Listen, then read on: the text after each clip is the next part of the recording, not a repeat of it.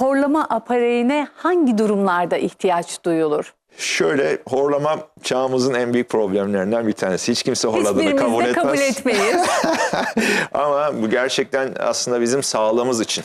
Yani biz horlamayı nefes almakta ciddi bir yumuşak dilimizin şişmesi, çenemizin geri gitmesiyle nefes alamıyoruz. Uykuda dinlenemiyoruz aslında.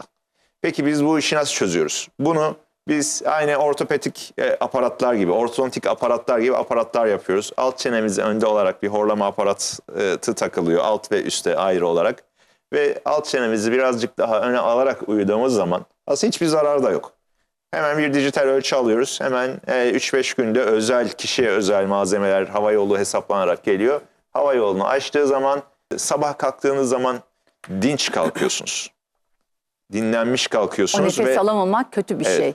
Bir de uyku apnesi çok ciddi bir problemdir. Uyku apnesinde Ölümcül olduğu söyleniyor. Doğru özellikle mudur? kalp hastalarında, kalp ilacı kullanan hastalarda o yumuşak doku dediğimiz, uvula dediğimiz yumuşak dil sarkıyor ve büyüyor. O da o kullanılan ilaçlara bağlı da sarkıyor. Ameliyatla bir çözümü yok mu acaba bu horlama uyku apnesinin? Var ama onlar çok bu kadar kalıcı olmuyor. İşte belli bir yaşta, belli bir kilonun üzerindeki insanlar da 8 hastadan bir tanesi uyku apnesinde uykuda vefat ediyorlar. Gerçekten Onun için mi? bu çok da önemli bir şey. Bu uyku apareyleri gerçekten hayat kurtarıcı apareyler.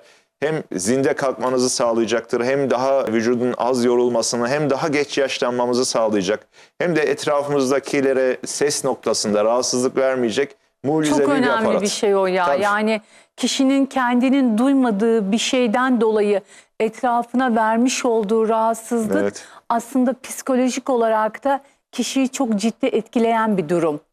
Doğru, bu çok da önemli. Yani hani uykuda ölüm meselesi de uyku apnesine, onlar da önemli. Onun için yani uyku aparatı çok kolay kullanması, yapılması çok kolay. Tabii burada önemli olan hesaplamalar, mutlaka bir ortodonti uzmanı hava yolunu hesaplayarak vermesi gerekiyor bu aparatları. Onun için buradan bunları söylemiş olalım.